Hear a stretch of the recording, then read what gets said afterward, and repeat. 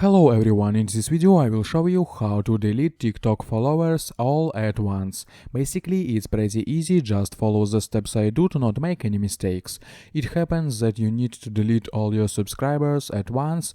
If for example you have a few, then you can log into your account, click on the number of subscribers and delete each one separately. Click on three dots and delete it. If you have a lot of subscribers and you want to delete them all, then first go to the settings, click in the upper right corner and select settings and privacy, then privacy, and make your account private.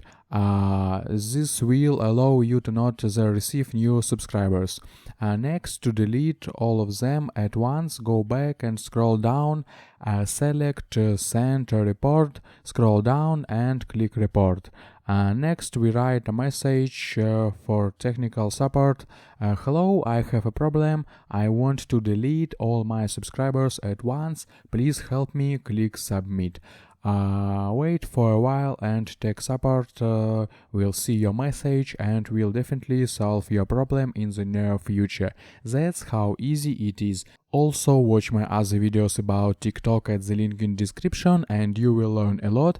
I hope guys this tutorial made your life a little bit easy and you like this video. Subscribe to my channel and write your comment. Goodbye.